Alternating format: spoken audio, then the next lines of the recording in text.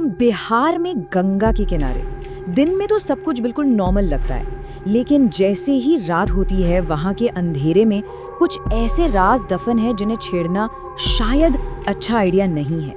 आज हम एक ऐसी ही रात की कहानी को समझने की कोशिश करेंगे। एक ऐसी रात जब ठीक 1:32 पर असलियत और वहम के बीच का फर्क ही मिट गया था। तो चलिए उस घने कोहरे में उतरते हैं। कहानी की शुरुआत होती है एक अजीब से एहसास से। सोच कर देखिए, दिन में जो घाट लोगों से भरा रहता है, रात होते ही वो एकदम खाली हो जाता है। और ये सिर्फ शांति वाला सन्नाटा नहीं है, ये एक ऐसी खामोशी है जो भारी लगती है।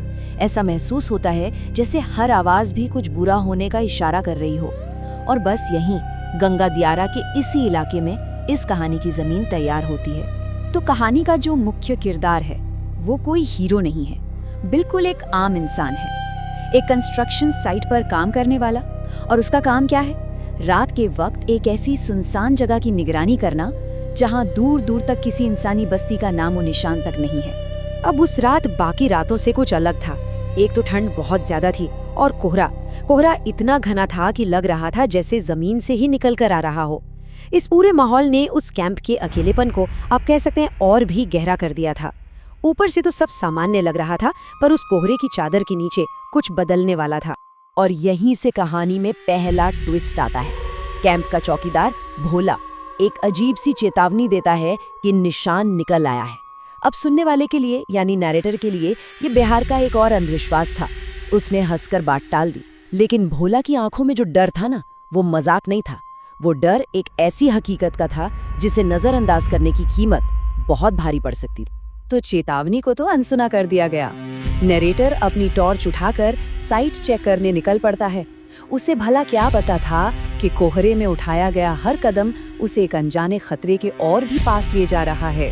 जरा इस टाइमलाइन को देखिए, सब कुछ कितनी तेजी से हुआ। सिर्फ 22 मिनट के अंदर एक मामूली सी रात 22 मिनट में एक खौफनाक हकीकत में बदल गई। 1:10 पर एक चेतावनी मिलती है और ठीक 1:32 पर वो सामना होता है जिसने सब कुछ बदल कर रख दी। तो सबसे पहली अजीब चीज जो दिखाई देती है वो है ये निशान, बांस के खंभों पर चौक से बना हुआ और बिल्कुल ताजा, जैसे अभी किसी ने बनाया हो।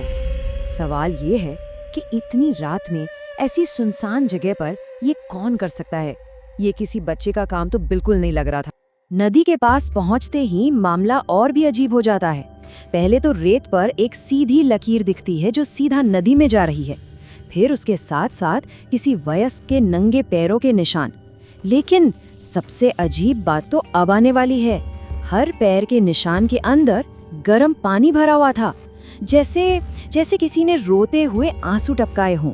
और अब हम कहानी के उस पॉइंट पर आ गए हैं जहां डर सिर्फ एक एहसास नहीं रहता, वो कोहरे में से निकलकर ठीक सामने आ खड़ा होता है। नदी के किनारे वो आमना सामना। कोहरे के बीच से एक आवाज आती है, एक थकी हुई बिल्कुल सामान्य आवाज। कोई चीख नहीं, कोई पुकार नहीं, बस एक सीधी सी गुजारिश। लेकिन यही गुजारिश सबसे ज्यादा डरावनी थी, क्योंकि वहां तो किसी के होने का सवाल ही पैदा नहीं होता। नैरेटर के सवाल का कोई जवाब नहीं मिलता। कोहरे में जो भी था वो कुछ बोलता नहीं, बस एक अजीब डरावना इशारा करता है। वो नैरेटर का ही अटेंडेंस रजिस्टर उसकी तरफ बढ़ाता है। सोचिए, वो रजिस्टर जो उस वक्त नैरेटर के बैग में सेफ होना चाहिए था। रजिस्टर हाथ में आते ही सब कुछ घूम जाता है। पहली बात, रजिस्टर पूरी तरह भीगा हुआ था। दूसरी, उसके पन्ने के कोने पर टाइम लिखा था 1:32। और तीसरी और सबसे खौफनाक बात, आखिरी पन्ने पर भोला का नाम और अंगूठे का निशान पहले से लगा हुआ था। पर ये कैसे हो सकता है? अब वो साया बोलता है, एक हल्की पर बहुत डरावनी आवाज में। वो कहता है कि जवाब मत दो, बस साइन कर दो। मतलब अब उसका असली इरादा साफ हो रहा था। और तब नरेटर बस एक शब्द कहता है जो पूरी कहानी का रुख बदल देता है। ये एक शब्द का इनकार इस कहानी का सबसे जरूरी टर्निंग पॉइंट है। इस नहीं के साथ ही पूरी हकीकत जैसे हिल जाती है और डर का एक नया चैप्टर शुरू होता है। नरेटर वहां से भागकर कैंप वापस आता है, शायद ये सोचकर कि अब वो सेफ है। लेकिन वो गलत था। डर सिर्फ नदी के किनारे तक नहीं था, वो उसके साथ साथ उसके कैंप तक आ चुका था। कैंप में जो सीन था वो नदी वाले अनुभव से भी कहीं ज्यादा डरावना था। असली भोला अपनी चारपाई पर लेटा था, पर उसकी हालत बहुत अजीब थी।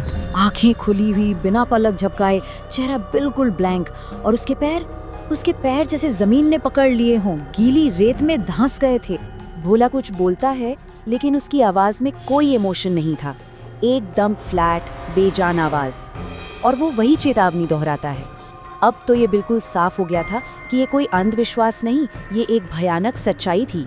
और ठीक तभी डर कैंप के अंदर ही जिंदा होने लगता है।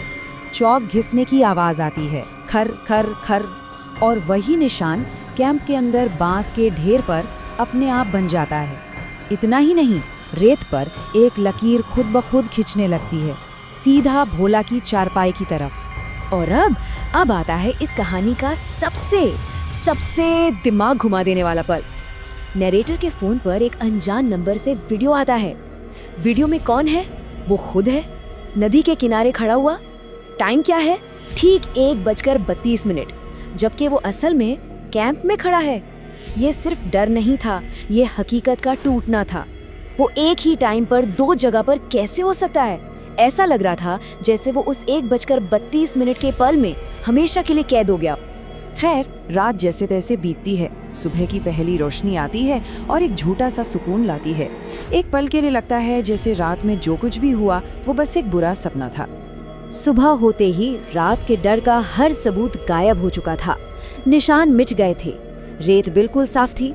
हद तो ये थी कि बाकी मजदूरों को कुछ भी याद नहीं था। ऐसे में नरेटर को भी लगने लगता है कि शायद ये सब उसके दिमाग का खेल था, उसका वहम था। लेकिन एक सबूत बाकी था, रेत में दबा हुआ एक पुराना जंग लगा हुआ रेलवे टोकन।